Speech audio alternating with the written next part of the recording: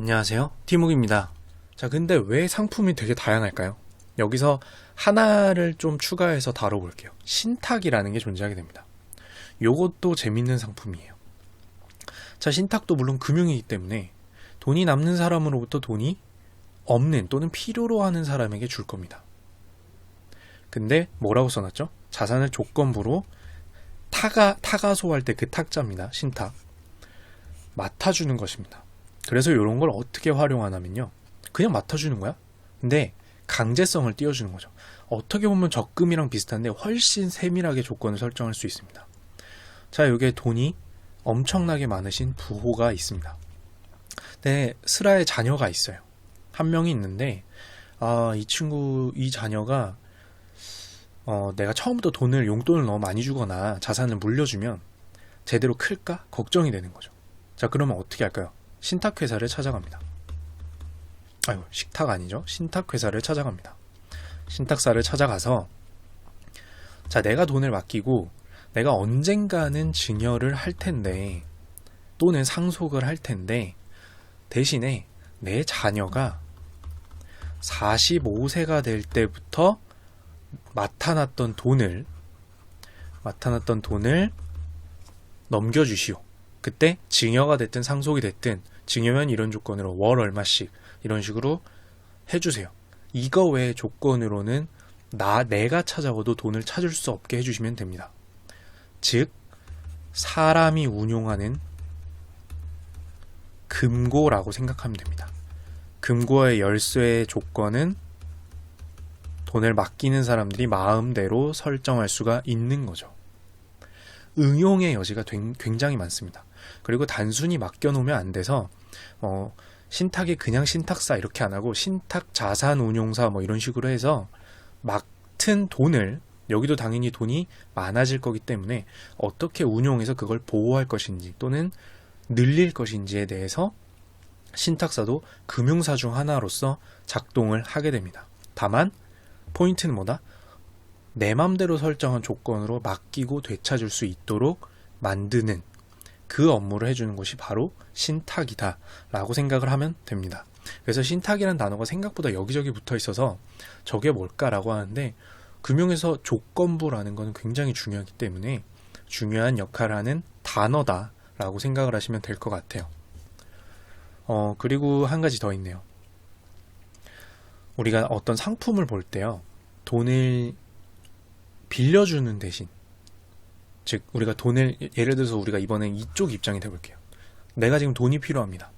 근데 돈을 빌리는 방법에는 당연히 아까 주식의 권리를 내준다든지 내 회사에, 또는 내가 가지고 있는 미래의 이자를 내가 주겠습니다, 이런 식으로 한다든지 다양한 방식이 있습니다. 근데 그 중에 하나는 뭐냐면 담보가 굉장히 중요한 단어인데요. 여기서 담보가 등장을 하는데 담보가 중요한 단어입니다. 내가 좀 돈을 더 빌리고 싶어요. 내가 지금 빌릴 수 있는 최대의 돈이 2천만 원이라고 평가를 받았습니다. 그러면 여기서 좀 한 5천만 원까지 빌리고 싶어요. 그러면 어떤 방법이 있냐면 무언가를 담보를 잡는 겁니다. 대가를 줄 것이라고 미리 조건을 주는 거죠. 말이 어려울 수 있는데 쉽게 얘기하면 내가 만약에 집이 있습니다, 지금. 또는 자동차가 있습니다. 또는 어떤 골동품이 있습니다. 되게 값비싼. 이런 것을 팔지는 않고 돈을 빌려주는 쪽, 은행 또는 그냥 자산가, 증권사 쪽에 맡기고, 주식이 될 수도 있겠죠? 어떤 자산이라는 거를 맡기는 대신에 내가 돈을 좀 더 많이 빌리는 거를 할 때 이 맡기는 자산을 담보라고 하고요. 이거를 상품화해서 어떻게 만드냐면 담보부 채권 이런 식으로 만듭니다. 담보부. 예를 들어서 주택 담보부 채권이면 뭘까요? 주택을 담보로 주시면 내가 돈을 더 많이 빌려줄 거라고 해서 주택을 담보로 잡은 채권이 바로 주택담보부 채권입니다. 자, 그럼 주식을 담보로 하면 주식 담보부 채권이 될 수도 있고 다른 금융상품이 될 수도 있겠죠. 담보부 할 때 이 담보가 그런 의미가 되고요. 조금 더 풀어서 설명을 해드리면, 예를 들어서 주택담보부 채권이라고 하면, 자, 돈을 빌린 사람이 뭘 맡긴 거죠? 주택을 맡긴 거죠. 그리고 그런데 만약에 여기서 얘기한 것 중에 내가 돈을 못 갚았어요. 1년 뒤에 이제 내가 2천만 원 플러스 알파에서 5천만 원을 빌렸는데 내가 돈을 못 갚은 거죠. 그러면 어떻게 하죠? 담보로 맡긴 집을 팔아버립니다. 그래서 그 판돈에서 내가 못 받은 돈만큼 돈을 회수하겠죠. 그래서 훨씬 안전합니다. 그쵸? 자, 그러면 이렇게 하겠다. 너가 돈을 갚지 못하면 너가 돈을 이자를 주든지 원금이랑, 아니면 내가 돈을 마련하기 위해서 너가 맡긴 담보물을 팔겠다라고 하는 증서가 주택담보부 채권이 됩니다.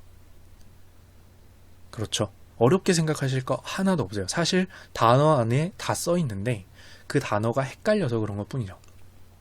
주택담보부 채권은 결국에는 주택을 담보로 돈을 빌려준 채권 증서입니다. 그러면 이 채권을 들고 있으면 내가 돈을 빌려준 사람으로부터 이자를 받거나 또는 그 이자를 못 받을 경우에는 주택을 팔아버릴 수 있다라는 게 되겠죠.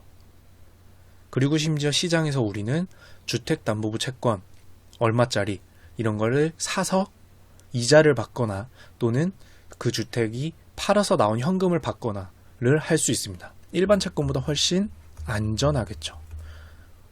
그래서 이자는 더 낮습니다. 안전하니까. 금융에서는 안전하면 대가가 작고 위험할수록 대가가 큽니다. 자, 그래서 풀이를 하면 담보라는 단어도 이렇게 설명을 할 수가 있고 우리 금융상품에 많이 녹아 있어서 일부러 설명을 드렸습니다.